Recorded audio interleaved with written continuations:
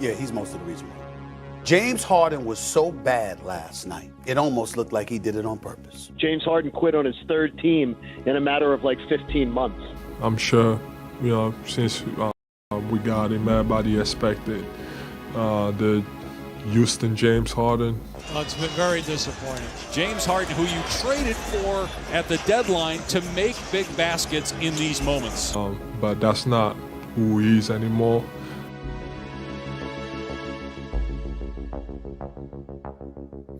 Starting things off very strong on this Thursday morning. Good morning, everybody. Welcome into First Take. I'm Christine Williamson, joined by my friends. We got Wendy in studio, Courtney Cronin in studio, Chris Russo.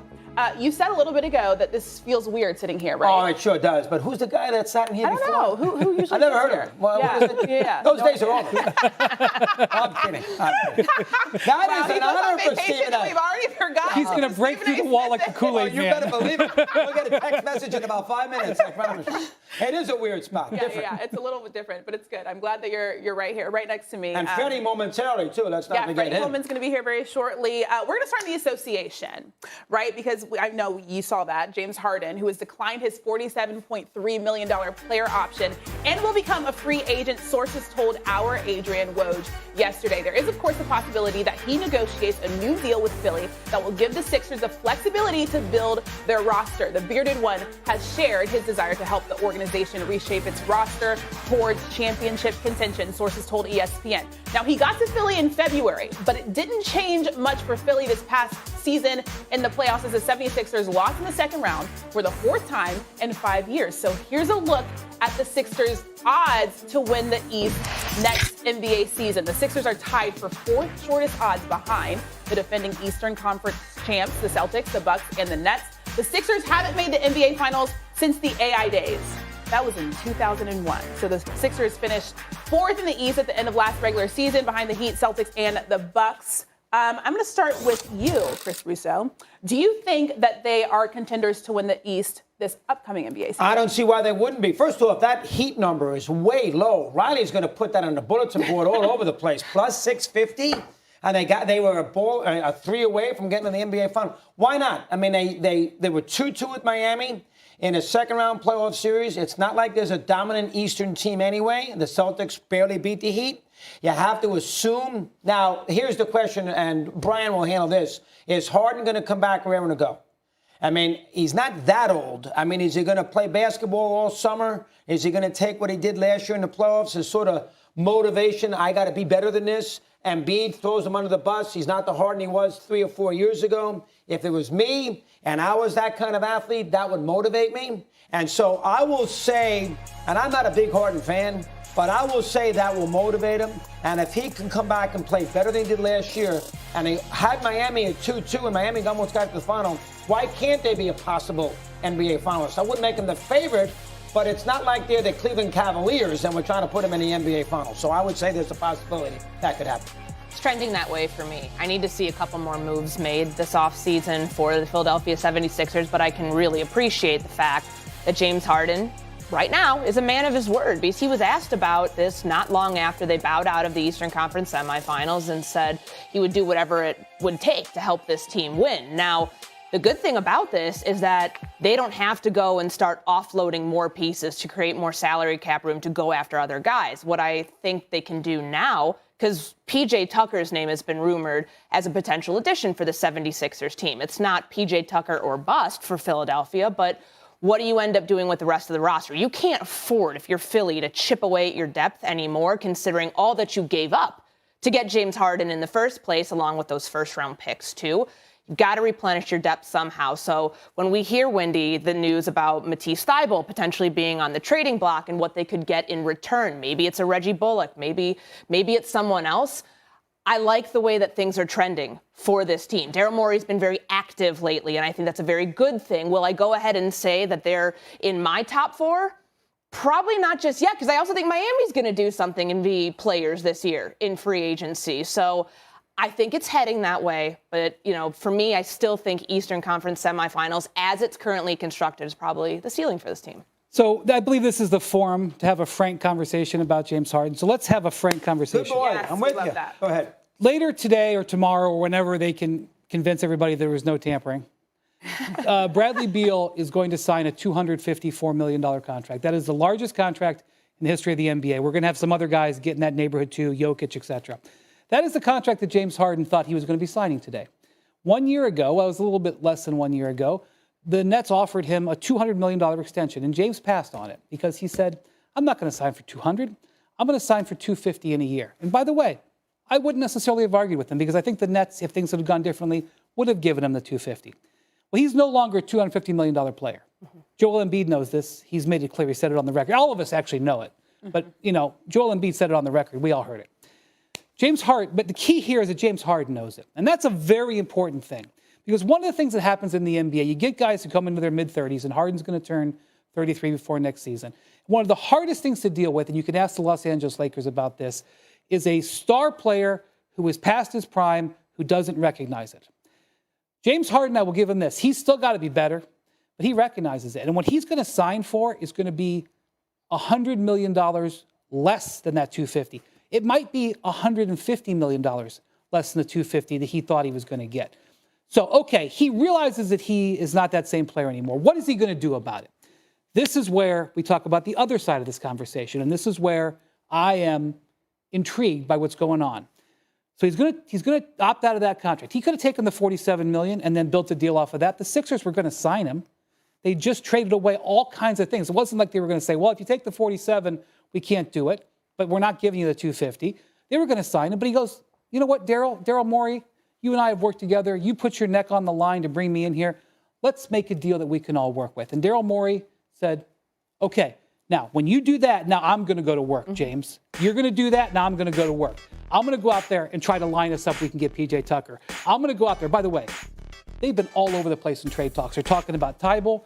They're talking about Tobias Harris. They're talking to all kinds of teams. I got all kinds of things in my phone about where they're potentially going with players in this next 3 to 7 days. Maybe they do a deal, maybe they don't. But they're going to bring in 3 to 5 new players that was opened up by Harden willing to do this. Now, at the end of the day, Chris, you know that what's all that's ultimately going to matter is what is James Harden look like when he gets on the court in October and November. So that's ultimately going to define how this works out. But at least I see James Harden making the changes and coming to terms with his situation that can help the 76ers move on to the next phase here. And I believe it does open the possibility that they could win the Eastern Conference because I know Daryl Morey can build a great team. And I voted for Joel Embiid for MVP last year. And I don't regret the vote. And I think he'll be a strong MVP candidate next year, too. Well, 3 things. And first off, can we take Morey out of the Hall of Fame? I mean, he's a little bit like Billy Bean out in Oakland.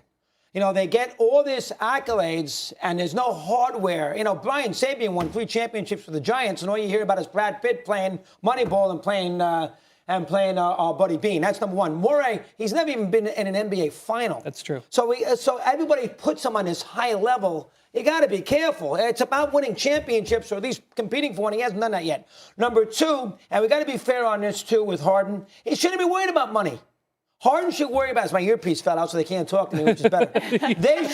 They should be worried about the scenario of nobody's 20 years from now, who's going to remember how much money he made? Right. How about winning a championship? He's made hundreds of millions. Who cares? Now it really fell out. That's a break. Who cares? It's about winning an NBA title. Are you and I and our kids 30 years from now going to say, you know what? Forget about winning the championship. Shouldn't he made $1 billion as an NBA player? It's not important. He should be at the point right now of legacy. Hey, my job is to help this team win an NBA championship, and I'll do everything I can do, whether it's getting in shape, whether it's, as you, great point, making a roster better because he takes less money. That's what his main goal should be. And too many athletes don't look at it that way. They look, okay, let me get mine, and then let them worry about what they can put up with.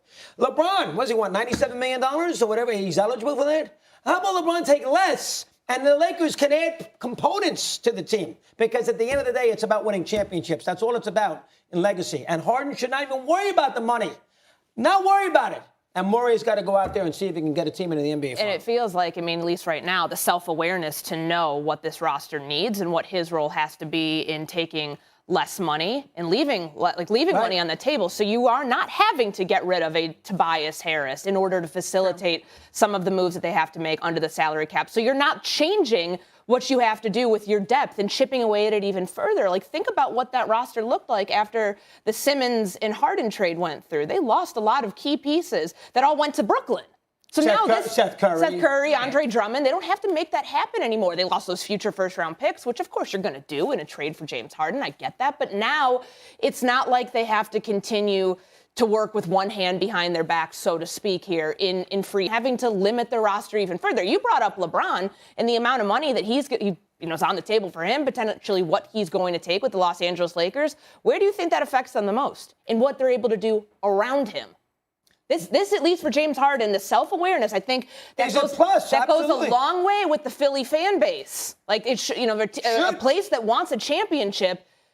These are the type of moves that you get from a player where it says, okay, I'm committed to the bigger picture here. I'm not just all in on trying to get the max deal for myself. Right. And I realize I saw the way that I shot. I've watched the tape of how I shot. I watched all of the memes, everything on social media of how people were critiquing how I looked and how I performed on the court. My body's got to get back in shape. I got to get better on the court. 100%. He's doing all of those things, and it's adding up, and these money talks at the end of the day. And that's the type of move that he made by declining that. Look what Brady did. He took less money every year with the Patriots. He could have taken what Manning got. He took less money, gave Belichick more maneuverability to fill that roster up. When you're in a salary cap, the idea is to win. I mean, who cares if you make $400 million? I mean, everybody would like to have it, but who cares? And as you said, if in fact this is what the deal is, maybe he realizes, who knows? But let's give him the benefit of the doubt and think he's taking declining option. He's declining option so, in fact, the Sixers have a chance to make the team better. And that's a plus. I do have a question for you, though, because James Harden historically does not play well in the playoffs. Oh, definitely not. Let's say he wins a championship, but still plays that bad. Does that help his legacy? Yeah, absolutely. Yep. Got a title. Winning a championship means never saying you're sorry. Okay. I don't care how he plays. If his team, and he's a component of it, wins an NBA title, that would go a long way. 2 shots in the second half. We don't care. Was it 2 shots? 4 of 16. I didn't see games. Might not have been a bad idea, to be honest with you. Was it 2 shots? I didn't miss something like that. 2 shots. It was bad. It wasn't great. It wasn't great. Let's move on to another team in the East because it's a good day for Trae Young. The Atlanta Hawks are trading Danilo Gallinari and 3 first-round picks to the San Antonio Spurs for all-star guard DeJounte Murray, sources told Woj on Wednesday. The Hawks are sending a 2023 first-round pick via the Charlotte Hornets, plus their own 2025 and 2027 to the Spurs in the deal. The deal also includes a pick swap in 2026. I said it's a good day for Trae because it's exactly what he wanted. He wanted DeJounte Murray with him. And I'm going to start with you, Wendy, on this one. Are the Hawks the biggest dark horse in the East? Well, I think the challenge for a team like the Hawks, for a team like the Bulls, is to break through into that upper echelon. Because, I mean, I still think that the Milwaukee Bucks with Giannis are still extremely formidable. This trade, you just can't get 25-year-old all-stars, who, by the way, his contract is very reasonable for the next 2 years, which will allow the Hawks competitiveness to build around him. You just can't get these guys. And that's why they paid such a price. And I know I saw some people saying, my gosh, how'd they get him for this price? I was like, 2 unprotected firsts, another first that they also owned, and on a pick swap, like, that's a big price to pay. The reason they got him is because nobody else was willing to pay that. And so this is a terrific fit next to Trae Young. He is much bigger than Trae Young, long, led the league in steals last year. He can play on the ball. He can play off the ball. He doesn't complain. So when Trae Young has a game where he may have 28 shots and DeJounte may have a game where he's got 12, I don't think DeJounte is going to have a complaint about it.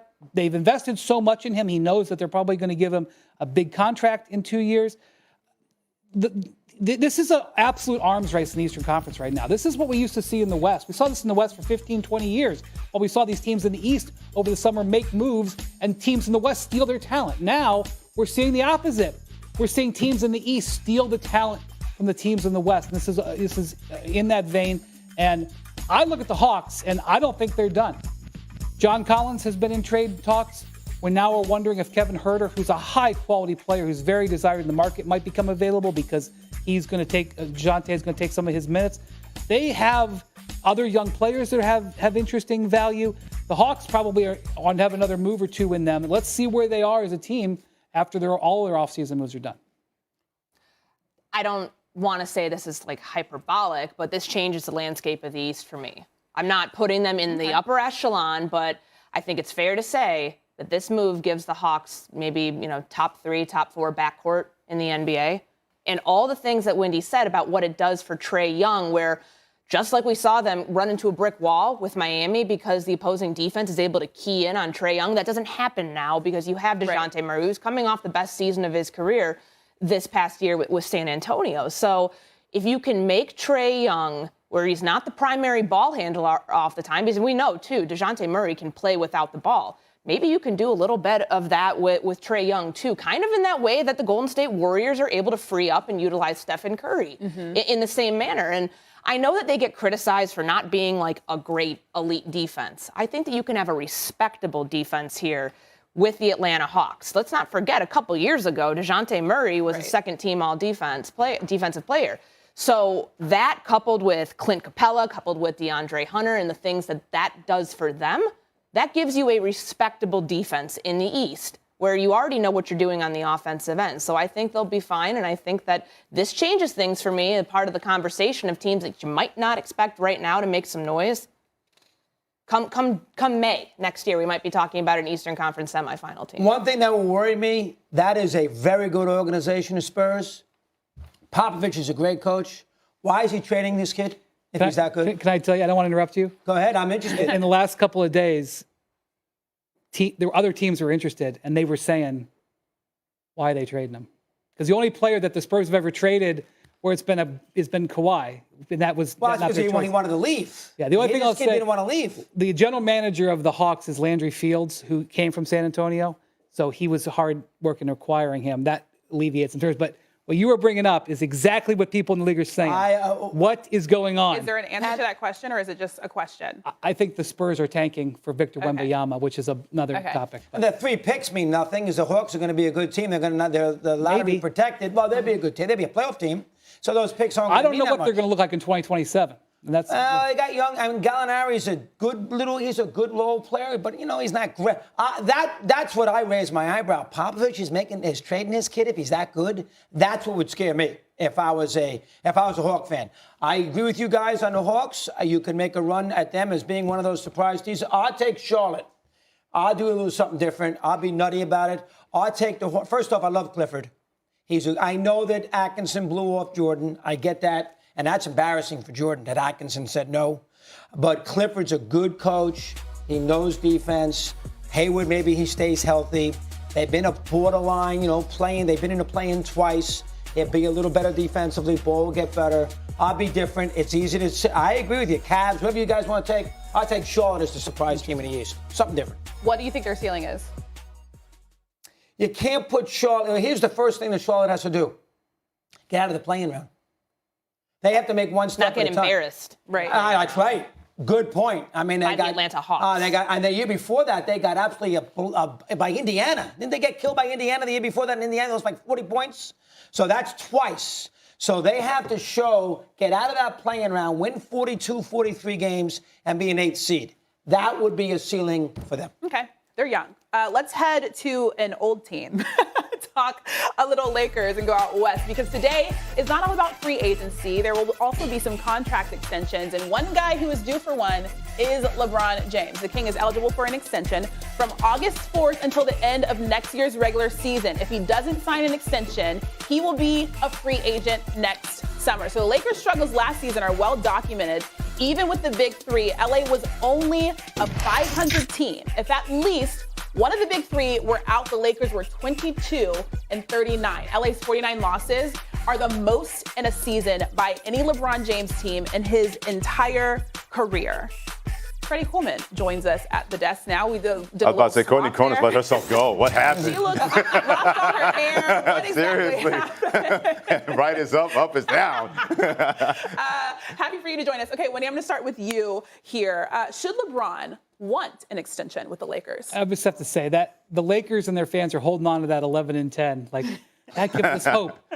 We could maybe be 500 if everything goes really great. How bad is that the Lakers are hoping to be 500? Like, that's like an encouraging 11-10, baby. Right now. So a couple of things here. First off, LeBron has made hundreds of millions of dollars in his career. He has reached a point where he doesn't have to make decisions based on money anymore. Number two, he has given the Lakers an incredible amount of faith. he didn't have a 4-year contract, actually a contract more than 2 years guaranteed, between the time he signed with the Heat in 2010 till the time that he signed with the Lakers. He went a decade without committing to a team for longer than 2 years. Then, before he had to, he extended his contract with the Lakers and had no player option in that contract. He has given the Lakers a lot of runway here. So he may end up not taking this option, and he will do it not only because he doesn't need to have the money guaranteed, but he may do it to give himself options and also give the Lakers options. So we will see what they do over the next 6 weeks. That's where LeBron has to decide. And look, I'm going to be honest with you. I don't see greatness in these offseason moves, okay? And it's not a comment on the organization. They just don't have much that they're holding that they can use. But Russell Westbrook comes off the books next year. That's $47 million. LeBron's contract is over $40 million. That comes off the books. We just talked about James Harden taking less than what he could get signed for to allow the 76ers to have options. The Lakers still play in Los Angeles. Next year, right, they will have salary cap space. And if LeBron doesn't sign this extension, he potentially is in position where he can vary what his contract is depending on who's available. So before we get into worrying about whether LeBron's going to do it and whether that means he's going to be a free agent and who could clear cap space for him, let's also pay attention to what James Harden's doing today and realize that LeBron has the option to do the same thing.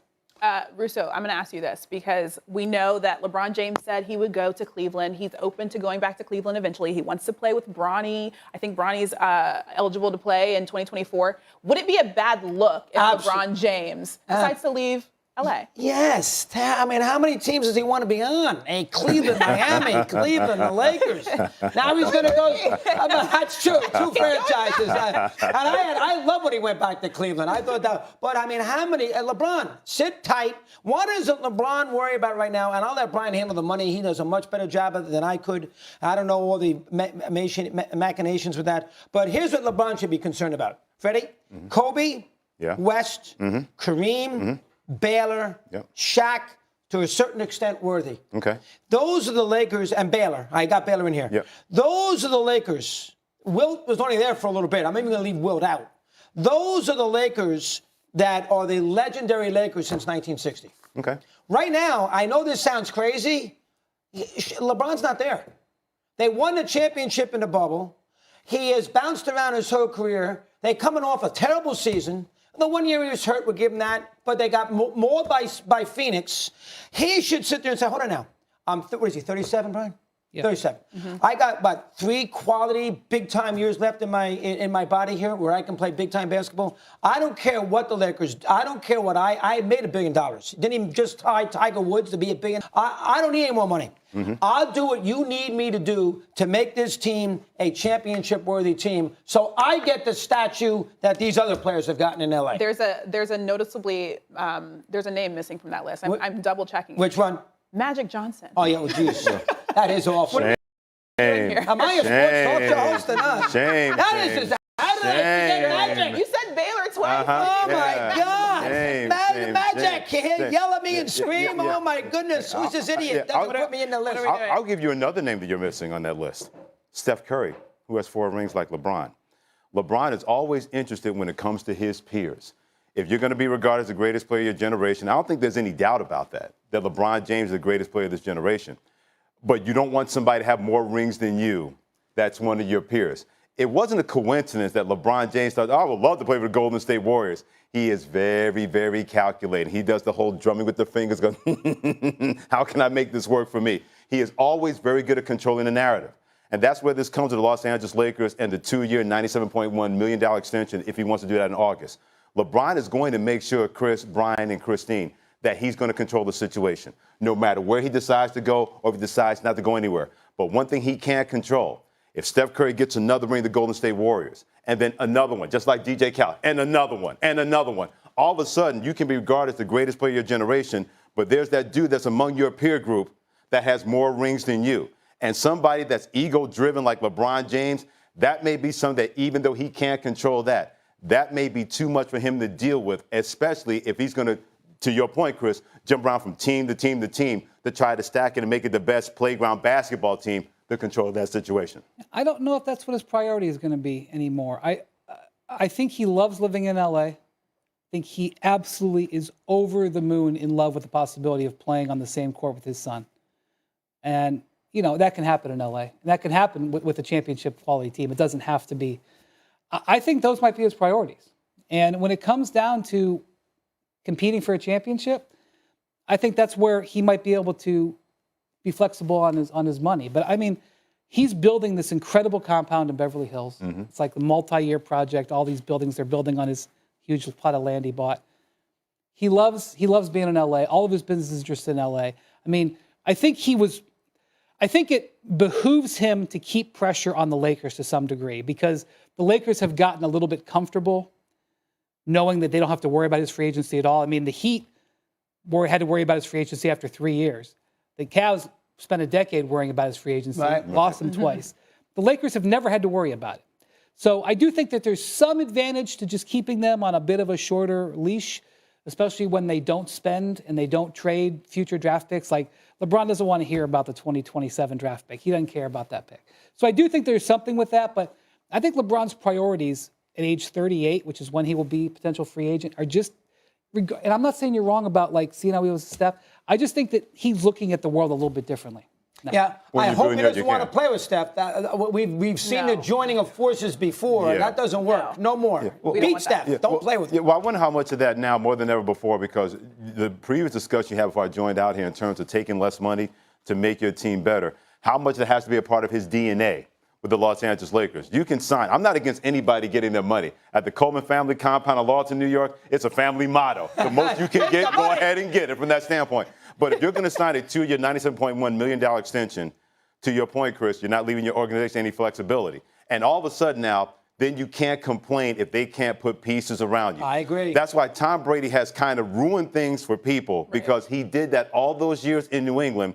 And then when he goes to Tampa Bay, he's still kind of doing the same thing. He doesn't want to be the most paid guy in terms of not having pieces around him because championships matter. If championships matter to LeBron James, then you got to pick whatever you want to do. If one apple's better than the other one, then you can't complain if things don't go your way. If you take the extension, but they don't have the kind of money to fortify the pieces around you to make sure you don't go just a 4-ring champion when it comes to LeBron James. If I was LeBron, my main goal right now as a player, I don't know about the Sun. That was interesting there. I learned something when you said that, Brian.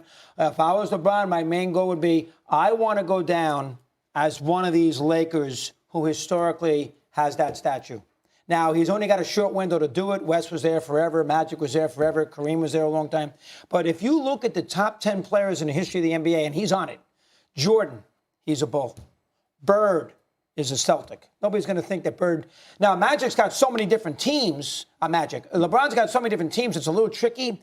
But to leave again or to threaten to leave or to play the money game, that's not going to look good. So if I'm LeBron, I say, hold on now. I got to win another championship outside of a bubble so we have a parade in L.A. And I want to be able to be talking about statues at this arena like they have for everybody else. And the only way he's going to do that is to be flexible with the franchise, give them some opportunities to add a couple components, and try to beat Steph in a big spot. That's, to me, just like you said with Harden, that's, to me, what these guys should do. How much money do you need for crying out loud? He's a millionaire. He has enough money. He's made $1 billion. He can't spend it. I mean, unless he wants to buy the Denver Broncos or something, he can't spend it. So as a result, get another championship in LA and put himself in the category of Jabbar, West, Kobe, and Magic. Yeah, that's what I would want to do. Especially Kobe, because we never got a Kobe-LeBron matchup in the NBA Finals. That is something that we all wanted to see, never came close. And he even mentioned one of the main reasons, and Brian, you mentioned this, in terms of going to the Los Angeles Lakers because of his affinity for Kobe Bryant, and it was also a two-way street, not a one-way street. I wonder how much of that could he say to himself, man, if I want to get close to that level, this way the Kobe stance can't get at me anymore. I get another championship and I do it here. Maybe they go away for a little bit, even though I'm not going to get 5 championships like Kobe was able to do in his NBA career. But that would be 2 in L.A., and he's got got 1 in Cleveland and 2 in Miami. I mean, that days is fine. So he's already lost the scenario where he goes to the Hall of Fame, he wears a certain cap. You know, the Hall of Fame, you wear the one cap. Right, yeah. He doesn't have that now. But don't you think if he goes back to Cleveland, he can wear a Cavs cap? Yeah, he could do that. But he's going to have a statue in Cleveland. There won't be other statues. There won't be other statues. There will be a standalone statue, but he has a statue. And he should. I don't see him going back to Cleveland. Do you see him going back to Cleveland? I would. I can't rule it out, but he loves living in LA. He has a compound, just like Freddie's compound. Yeah. Betty's compound's nicer. It is. The barbecue's always good. The Coleman family compound. Better music, too. Oh, there's no doubt about that. Yeah. If Freddie's on the ones and twos, it's good music. I can tell you that. All morning long. We're not going to talk about that here. We're going to bump really fast. Coming up on First Take, the Eagles think they have what it takes to win the NFC East. Find out who. Dejounte Murray heading to Atlanta to team up with Trae Young. The Hawks are sending Danilo Gallinari and 3 first-rounders back to San Antonio. Meanwhile, 3-time All-Star Bradley Beal is now an unrestricted free agent after declining his option for next season. He could sign a max deal for 5 years, $250 million if he stays in D.C. Lastly, 10-time All-Star James Harden declines his $47.3 million option with the Sixers. He's now an unrestricted free agent. And here's Woj from earlier about why Harden opted out. Really an attempt by Harden to try to give Philadelphia the tools to go out and improve this Sixers team. It allows them to use their full mid-level exception at $10.5 million, a biannual exception that starts at $4 million, and also make some trades. But what Harden has really talked to the Sixers about was trying to do what he could to allow Daryl Morey and Elton Brand and their front office to go out and surround he and Joel Embiid with the kind of players and the kind of toughness, physical toughness, mental toughness that they felt they lacked in the playoffs last year. Interesting. You know, Harden came into Philly when he came by trade. He talked about team first. Not a lot of people believed it at the time, but now maybe he's showing it. What do you make of these moves from Harden? One of the things that we see that is very difficult to deal with in the NBA is sometimes star players in their mid-30s who maybe don't recognize where it's transitioning with their game. This is James Harden, frankly, having some self-awareness. Now, you could argue that self-awareness comes from the reality that he wasn't a max player in the market anymore, and they didn't have teams that were going to offer it to him anyway, including Philadelphia. But I do give him credit for saying, okay, I need to make an adjustment in my game, which is most important. I need to make an adjustment in the way I approach this contract. And by doing this, even though he's still a guy who's going to be very highly paid, he's still a guy that is going to have high expectations, he's changing the narrative. And we know that in Philadelphia particularly, the narrative and how you're viewed can affect how you live your day-to-day life. And you just asked Mr. Ben Simmons about that. And so I do think that Harden is doing some things here that potentially could really help the Sixers, not only with around him, but the way Harden is going to approach this phase of his career. Well, and it should be noted, too, after Game 6 against Miami in the second round, when they lost and their season ended in Philly at Wells Fargo Center for the second season in a row, James Harden was asked about his contract status, and he said he was going to do whatever it took to make this team as good as possible going forward. He has backed that up today. He now has to back it up on the court next season. But this is a significant thing, taking less money now so they can use these extra exceptions they have to make the team better and go into next season with the best chance they have to win. I'm really impressed by him. He put his money where his mouth is, and that's what Philadelphia fans want. They want players who not only want to be there, who want to win, but actually when they say they're going to do something, they do something. Now, there's still the issue, Brian, of how much money he actually gives up. How do you see that playing out? Based on the projections of what it's going to take to trigger those exceptions, I think he's going to be giving up 8 figures just in this season alone. So I think he'll drop from $47 million that he could have got with his option to back into the mid-30s. Now, he will guarantee tens of millions over the course of a multi-year contract. Again, let's not lay awake tonight and worry about James Harden. And we should also point out, this isn't James Harden walking away from a max contract to take less money. James Harden was not going to get a max contract. So really what this is, rather than taking away money he was going to get, it's really reallocating money he was going to get over a period of time. But he didn't have to reallocate. It's not to diminish the impact on this season, but I think it's also important to note that this isn't him necessarily taking a massive haircut from what he was overall going to get. It's just spreading it out in a different way that allows the Sixers to be much better now. I think what's interesting, though, is how many superstars do you see, and touching on your point, doing something like this? Does it show you that he's more focused on winning in terms of winning a title than he ever has been? I think it goes back to what you said before about putting his money where his mouth was. When he said that after that game back in May, there were a lot of people who heard it and took it a different way, like, oh, what exactly is that going to mean in terms of what he's going to do? I took it at the time as him saying, if I need to take less money for us to be in a good place to win, that's what I'm going to do. To your point, that isn't always something he's necessarily been known to do. The fact that he did it now, I do think it's a significant thing, especially because it gives them a chance to get P.J. Tucker, exactly the kind of guy that they need to get, assuming they can get that signing done. They went and got the Anthony Melton last week. They're adding the kind of pieces around Tyrese Maxey, Joel Embiid, and James Harden that this team needs to be a real contender in the East, and I think they're on the path to doing that. And he's doing it at a time when guys like Russell Westbrook aren't doing it, that's not to knock Russell Westbrook. I wouldn't do it in many ways, but still. If at the opening of free agency a year ago, which was actually in August, not July because of the calendar, you'd have told James Harden that he was going to be doing this now, he wouldn't have believed you. If you'd have told him he was doing this now with the Sixers, he wouldn't have believed you. But he has reacted to those changes by being adaptive. And so for that, in this era where we don't see that, he deserves a measure of credit. He really does. I give him some credit, and we'll see where this goes in terms of who the Sixers bring in and whether or not that can actually lead to a title, which is what people in Philly really want. And you know what they want in Brooklyn? They want a title too. And Kyrie Irving, he filed his paperwork to pick up his $36.5 million option for the Nets next season, sources told ESPN's Adrian Wojnarowski. Now, earlier this week, there was all that drama surrounding Kyrie after he released that list of teams that he would consider in a trade. Here they are: Lakers, Clippers, Knicks, Heat, Mavericks, and the Sixers. But some very interesting destinations, obviously, on that list, like the Knicks. And it'd be interesting to see him play for the Sixers after Harden reportedly wanted out because of Kyrie. It's a whole thing. But anyway, Wendy, when we look at that list, what's the reaction around the league? What was that reaction when they saw this list? Cool. Cool. Okay. That's it? I mean, not fired up. We're going to get Kyrie in-house. I know that, like, especially in other sports, you know, I mean, by the way, there are role players in the NBA who want to be traded and they provide lists. It happens. And it's always an interesting thing. And a lot of times when a team is listed on a list, it's like, oh, this is interesting. Let's have a discussion. By the way, those teams did have discussions. Some of those teams saw this coming in the last month and had discussions. Do we want Kyrie Irving here? But the demand for Kyrie Irving on a long-term contract just doesn't exist right now. Look, this goes back to what Adrian Wojnarowski reported the other day, right? There's this list of teams out there. Hey, Kyrie, you can go seek out a sign and trade. There was one team that was willing to do it. That was the Lakers. Why? Because the Lakers had no other option. Do you know why they let him go seek a sign and trade? Ryan? Why? Because they knew there wasn't going to be one. So they called his bluff. Yes. And Kyrie took the cards and said, fold. Kyrie wanted a long-term extension in Brooklyn. This list was designed to try to get him a long-term extension in Brooklyn. It didn't work.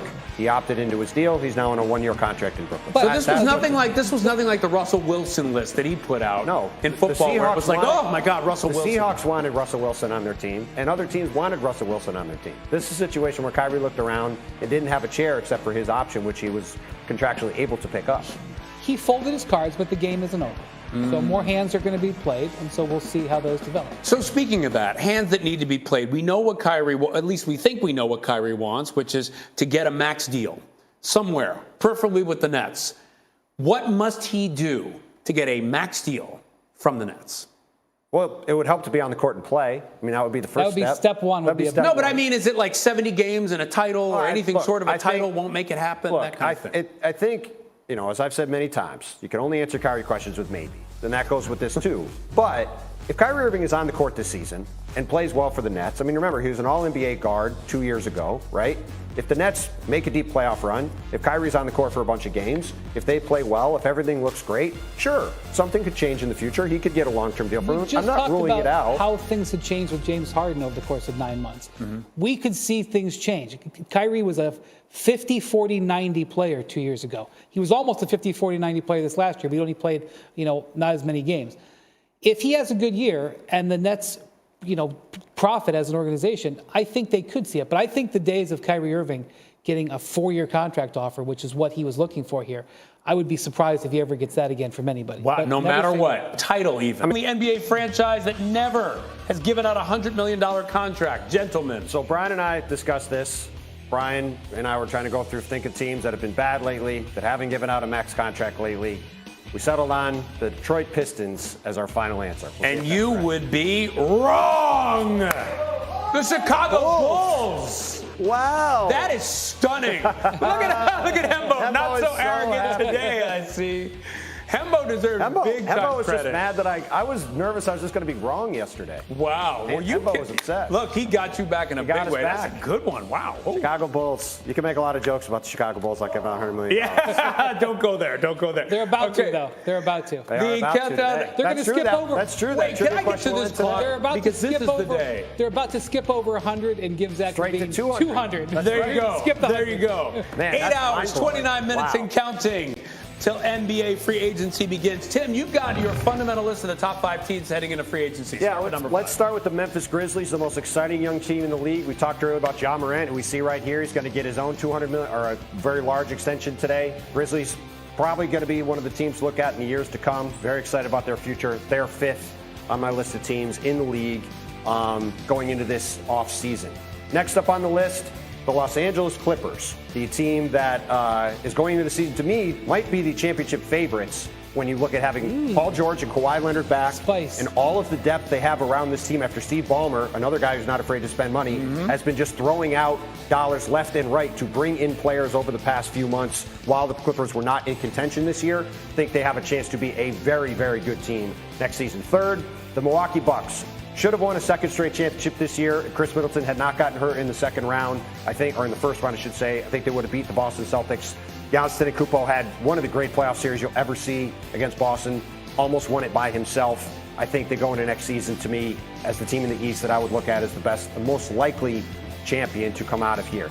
Second up, though, are the team that won the East last year, the Boston Celtics.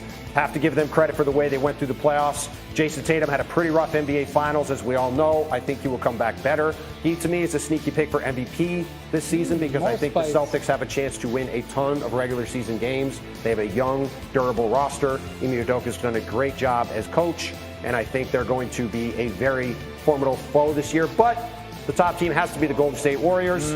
I don't like the Warriors to repeat. I do think they're going to have some issues potentially with injuries as these guys get into their mid-30s, but when you look at them coming off the championship, Steph Curry having a truly incandescent performance in the finals, establishing himself again as one of the top players in the league, you have to give them the top spot until somebody takes them down. All right, I give you. Look, it's a great list. I didn't see the Sixers, but that's okay. Look, what, they got a shot. Okay, they got a shot. They honorable mention. We'll give them that. Because remember, it's going into free agency, and they're going to be a lot better in a couple of days, I think. Well, I will say that what I saw from Giannis in that playoff series, that 7-game series I covered, it's as great of a performance as I've seen in a series, and it's right there with the LeBron stuff.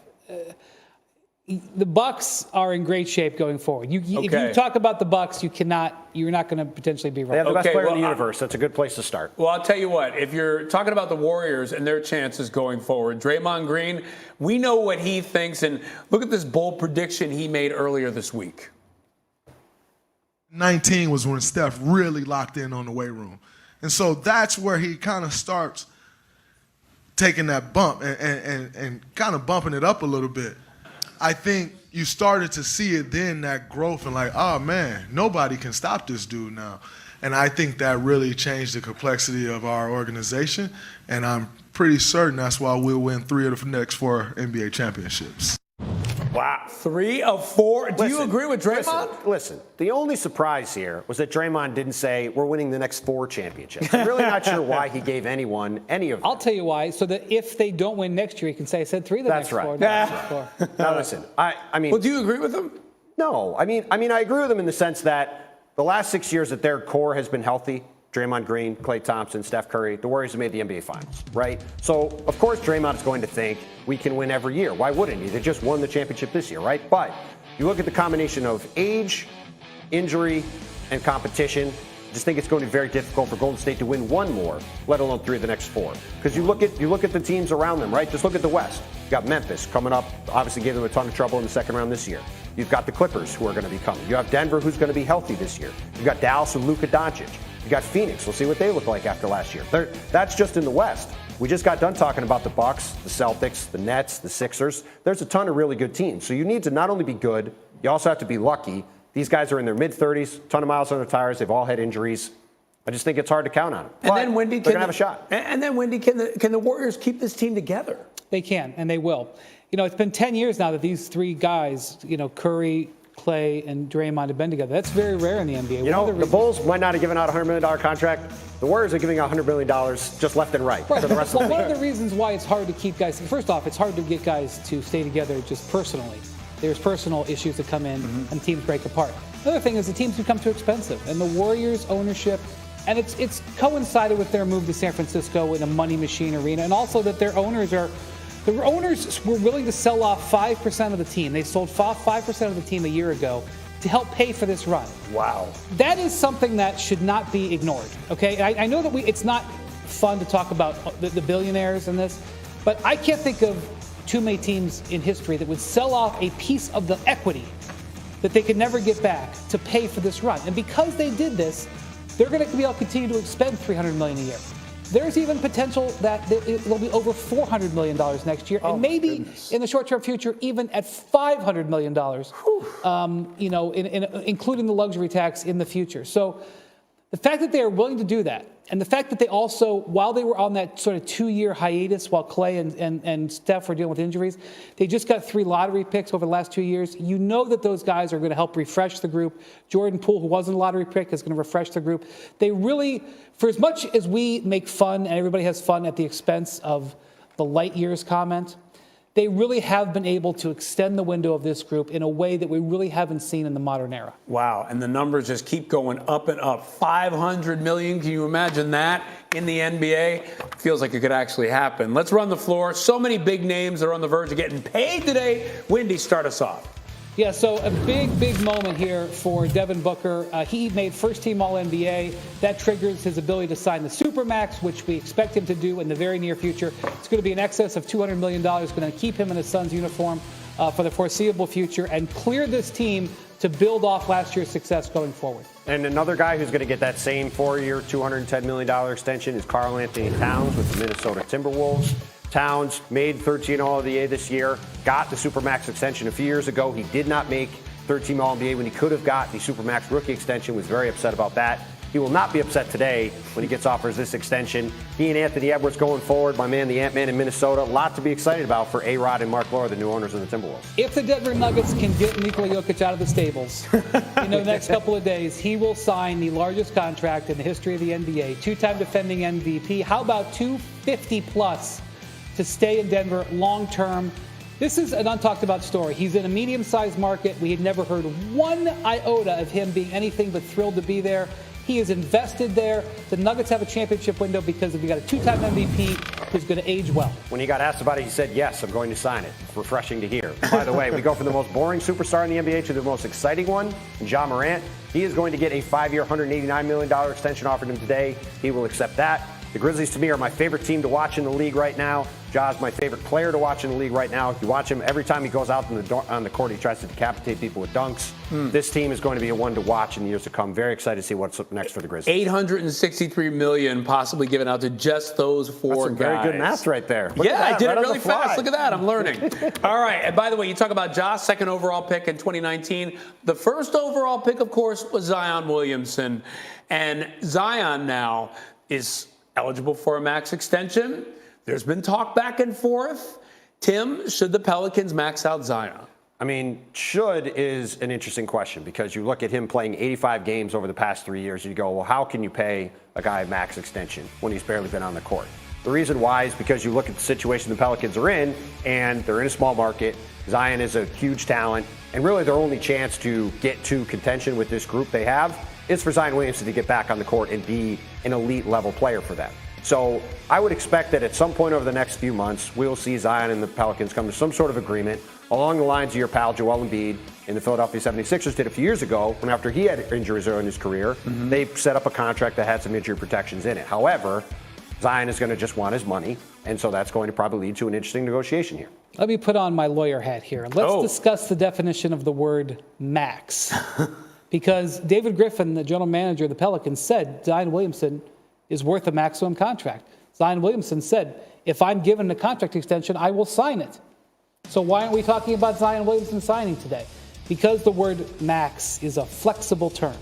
I think the Pelicans are willing to give Zion a piece of paper that says $189 million on it. But when the fine print is read, they're not going to want to guarantee. I'm not even guessing. David Griffin has said on the record, we're not going to guarantee a full 5-year contract. But isn't that a huge risk for New Orleans fans who are sitting there saying, if you let Zion go, a possible transcendent talent on the level of LeBron James when he was coming out of school, we will go crazy. Now let's negotiate the term let him go. He is under contract for next year, and then he is restricted.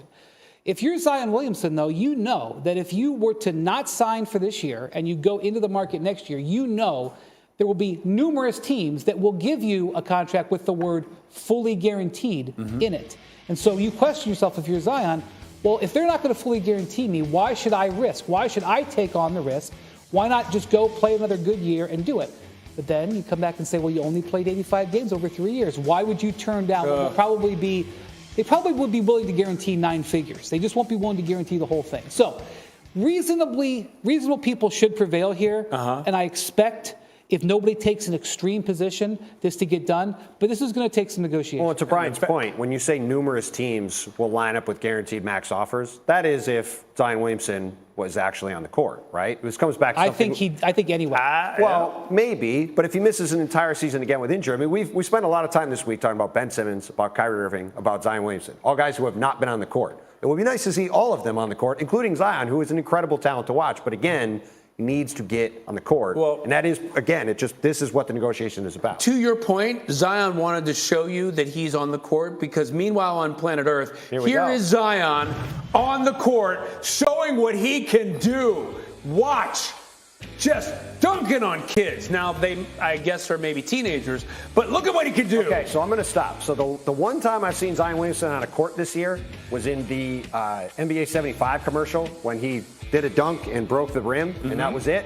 So I've now seen him dunk twice like that. There was videos of him earlier than that. Yeah, and you can extrapolate, this is what he's going to do in the NBA, right? Yes, he's going to walk in and just calmly dunk the ball with no competition around it. Yes, that's what's going to happen. I would really just like to see Zion Williamson, in all seriousness, be on the court. Let me get back to seeing Zion dunk. 1.5 hours from now, Jay Williams is here. Yes, and Wendy's been working 3 days straight. Yes, and you're playing a game of fact or fiction. Okay, so let's start with this, Jay. The Hawks are now contenders in the East after acquiring DeJounte Murray. No, not contenders. I still like the Boston Celtics, Milwaukee Bucks, a lot of other teams more so than I like the Atlanta Hawks. But I do like the way the Hawks are going. And I think that Trae Young has played most of his career off the ball. I do like what this backcourt brings to the table. If you're not a contender with Trae Young and DeJounte Murray, it shows how tough the East is. Yes. Wow. Yeah. I can't believe they're not a contender. But Bradley Beal is now a free agent, deserves a 5-year, $250 million contract. Yeah, he deserves a Supermax. It will be interesting to see when the CBA comes up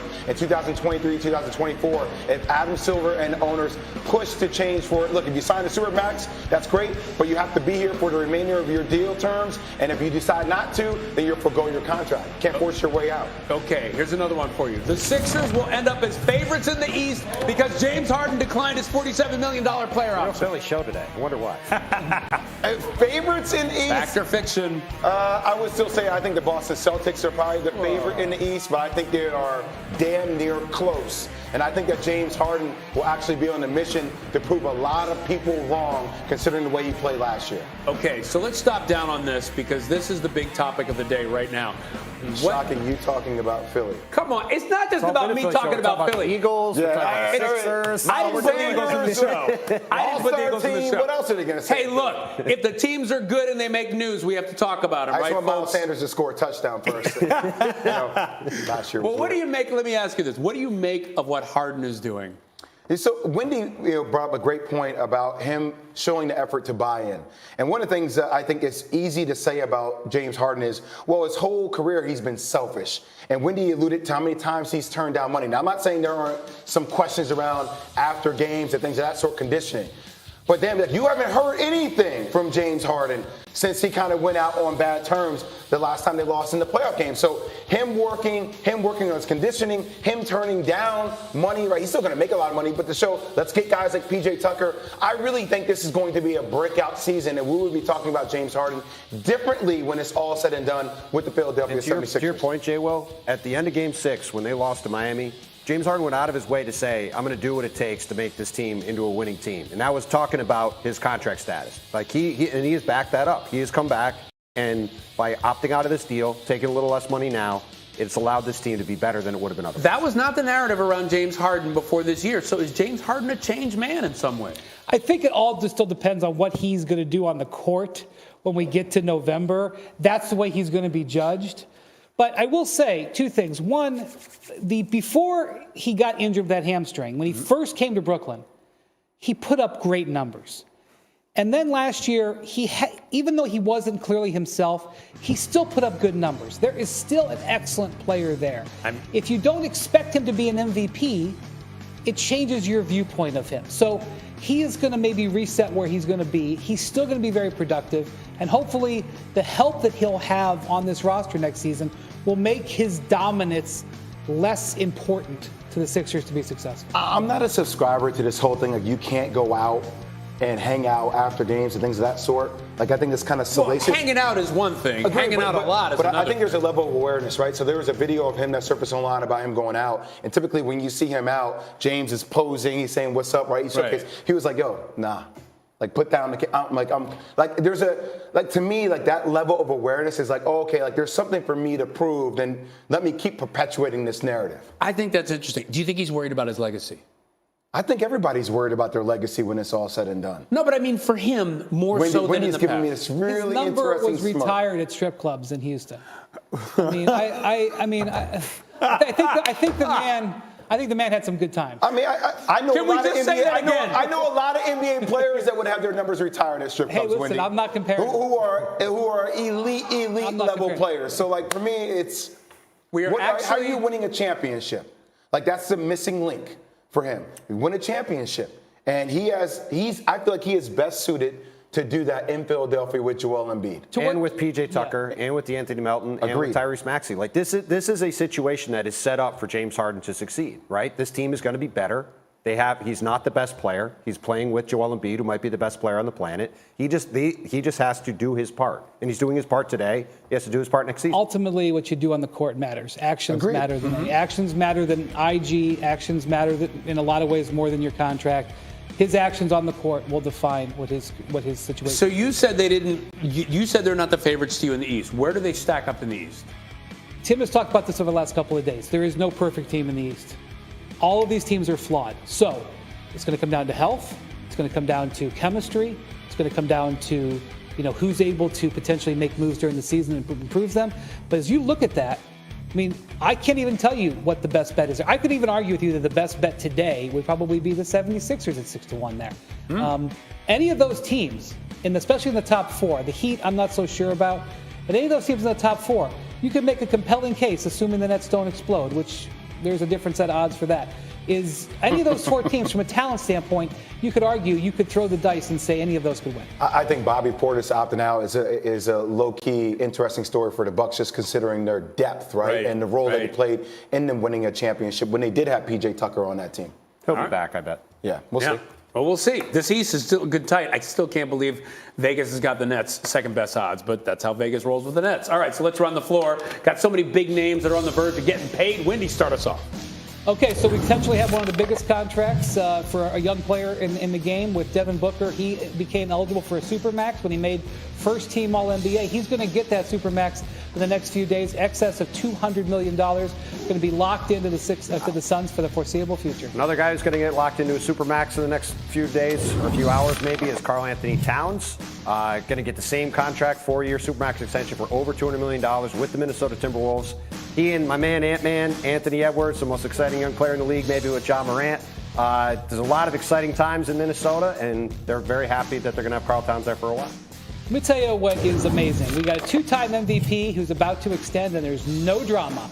Nikola Jokic is going to sign, how about in excess of $250 million over the next few days when he decides to get out of the horse track and actually sign the contract, because he's hanging with his horses right now and getting paid.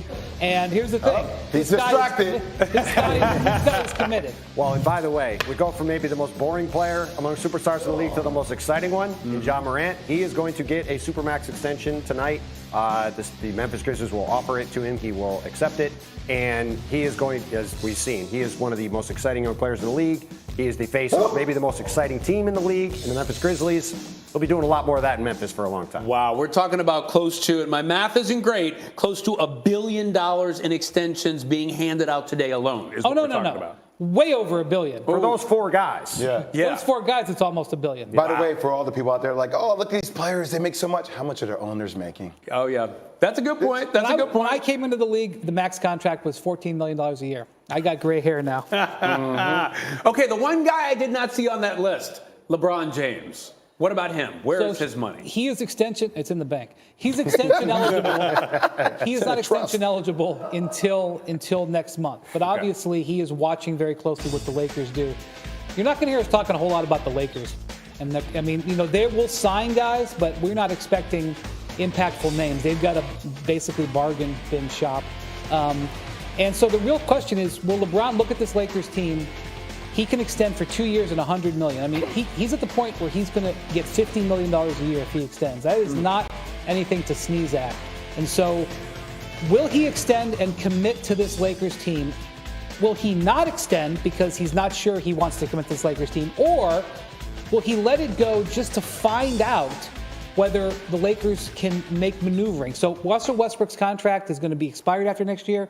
If LeBron lets his contract expire, the Lakers could have cap space, and he could do what James Harden is doing, which is lower his salary to help the team. But we'll see. Oh, I'm sorry. I'm LeBron James. I sneezed out $100 million. I'm a billionaire. I'm a billionaire. Wendy, I'm a billionaire. If I'm LeBron James, I'm not signing a 2-year extension. I get that the money's there. But, look, Bronny's coming up in the game. We've heard that talked about multiple times, him wanting to play with his son. And also, if I'm LeBron James, hey, I made a tangible move to try to get Russell Westbrook. It didn't work out year 1. Let's see what happens in year 2. And I need to see what moves Jenny Buss and Rob Pelinka are doing with this team that can keep us in contention to help me win another world championship. And until I see the right moves being made, I'll go year-by-year deal. As Brian knows, earlier in LeBron's career, especially when he went back to Cleveland, as you said, J-Will, he signed short-term deals, right? 1- and 2-year deals. Why? To put pressure on the Cavs, to keep making moves to make the team better. When he went to LA, what did he do? He signed a 4-year deal that locked him in there for a long time, and he sort of ceded a little bit of the control back to the team, right? So to J-Will's point, if he doesn't extend, that is one way for him to exert some control on the Lakers to say, all right, I'm watching to see what you're doing. Let's see where we're at. I'm going to be honest, I will never sneeze at $50 million a year. No. I'm just trying to think hypothetically if I were LeBron James, what he would do. But what I think is so interesting is this graphic right here. $129 million committed to 3 dudes. You got Malik Monk, who they want to bring back. Do they have enough money to even bring him back?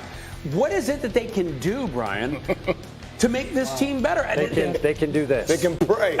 Looking at that list of key free agents, that's a rough list. It honestly says all you need to know. If Malik Monk is your primary guy you need to bring back to your team, it's why they were a 33-win team. Yes, they had injuries, but they didn't have enough talent around those guys, and they don't have the flexibility to go out and get talent around those guys. That's why the Kyrie Irving, potential Hail Mary for them, that was their one get-out-of-jail-free card. Right. Now that seemingly is not there, they're really in a bind. Are they wasting his final seasons?